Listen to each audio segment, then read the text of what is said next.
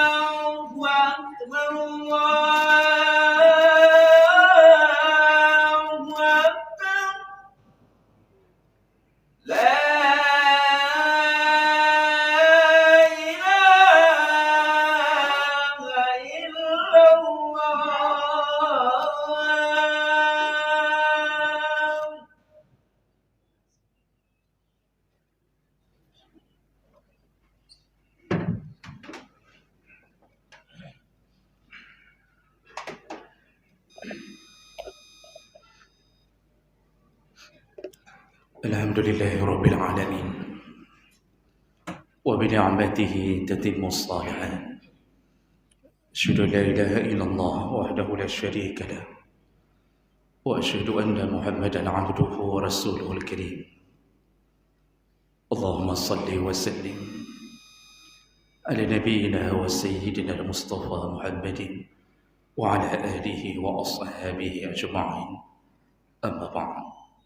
فيا عباد الله أوصيكم وإياي بتقوى الله فقد فاز المتقون.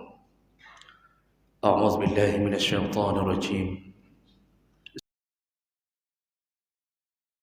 من عمل صالحا فلنفسه ومن أساء فعليها وما ربك بظلام للعبيد. صدق الله العظيم. Segala puji bagi Allah, kemudian salawat dan salam pada Rasulullah, pada keluarga dan seluruh sahabat-sahabatnya. Jamaah Jumat, bapak-bapak, para guru-guru kami, yang Allah muliakan insya-Allah. Tidak sampai seminggu lagi kita akan berhadapan dengan tamu yang Allah kirimkan untuk memuliakan hamba-Nya. Dan orang-orang yang merindukan surga akan menjadikan Ramadan sebagai tempat untuk mendapatkan impiannya, yaitu surga Allah Subhanahu wa taala. Orang-orang yang kurang ilmunya, kurang imannya, akan menjadikan Ramadan sebagai tempat untuk menyenangkan dunianya. Semua tergantung pada diri masing-masing. Allah Subhanahu wa taala menyebutkan dalam surat Fussilat ayat 46, "Man 'amila salihan falinafsih."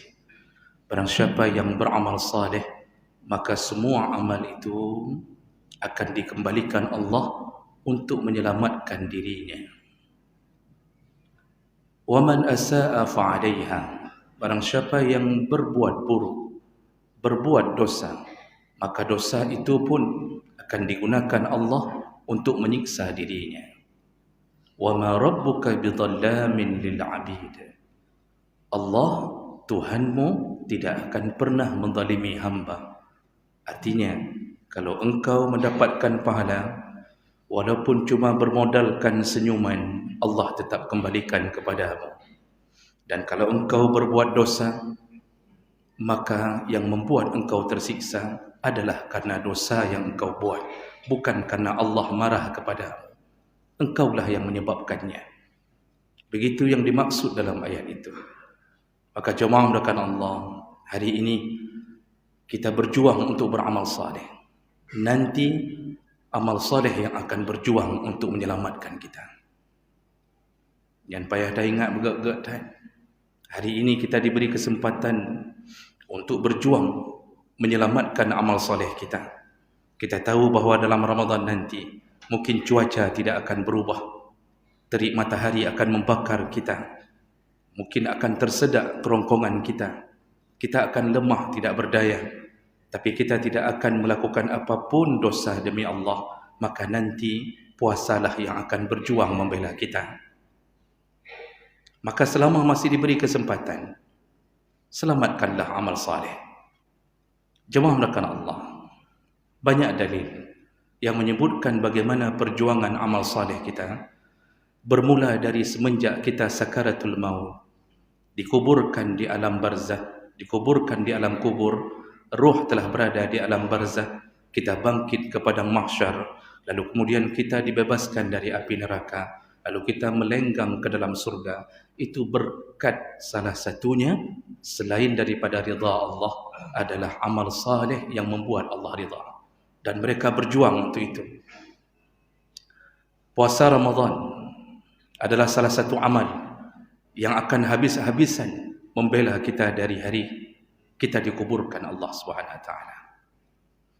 Ketika kita berada di alam kubur nanti, Rasulullah sallallahu alaihi wasallam menyebutkan dalam hadis riwayat Bukhari Muslim, yattabi'ul mayyit salasah. Ada 3 perkara yang akan mengikuti jenazah. Ahluhu wa maluhu wa amaluhu. Keluarganya, amalnya, keluarganya, hartanya dan amalnya. Fayarji'u isnani wa yabqi wahid. Yang 2 pulang kembali, yang tinggal bersama kita hanya 1.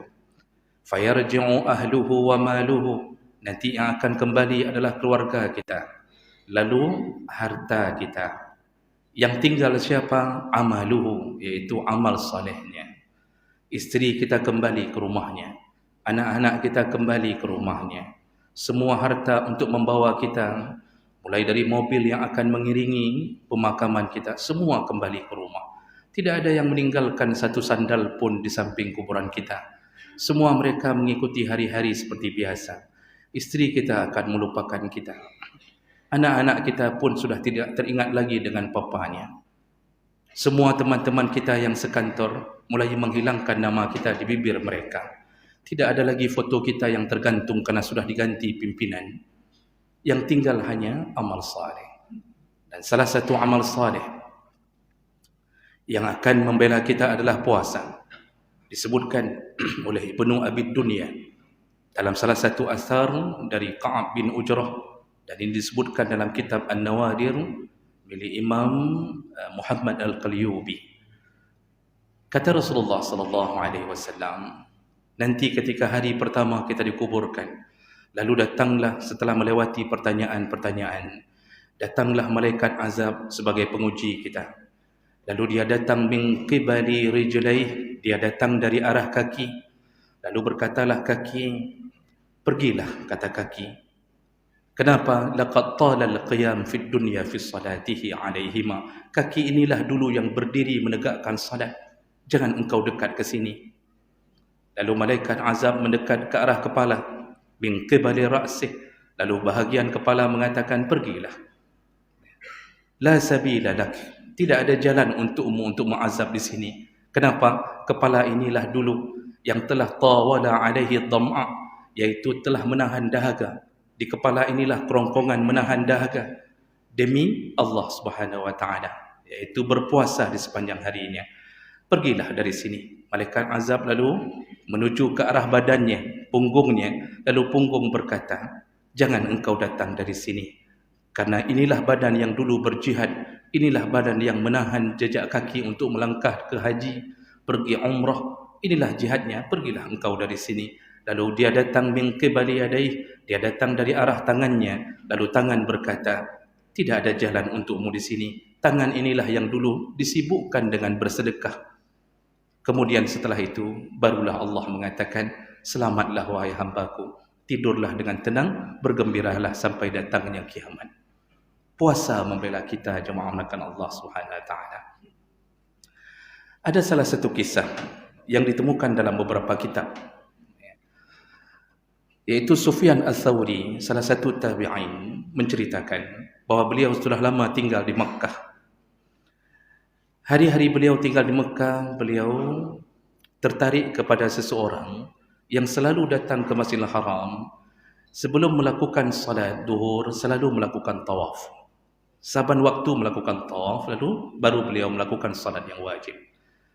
Nah, kemudian karena tertarik itu, maka terbinalah silaturahim yang baik antara Imam Sufyan Ats-Tsauri dengan orang ini. Dan akhirnya setelah lama berteman menjadi sahabat baik dalam agama, sahabat ini pada suatu hari jatuh sakit, lalu mengatakan kepada Imam Sufyan Ats-Tsauri, kalau aku meninggal nanti, ku harap salatkanlah jenazahku, uruskanlah jenazahku. Engkaulah yang memandikannya, lalu salatkan. Lalu engkau kumohon, temanilah aku di malam pertama, tidurlah di samping kuburanku. Permohonan seorang hamba yang khawatir kepada azab Allah Subhanahu wa taala. Lalu kemudian karena ini sebuah wasiat, maka Imam Sufyan Ats-Tsauri mengiyakan. Lalu beliau tidak lama benar-benar meninggal dunia. Lalu Imam Sufyan kemudian mengamalkan apa yang diwasiatkan. Dia mandikan, lalu dia salatkan, dan karena sudah berjanji menemani di samping kuburannya, maka dia tidur di malam itu di dekat dengan kuburannya. Nah, pengakuan imam ini, malam pertama dia tidur. Malam itu tiba-tiba mimpi.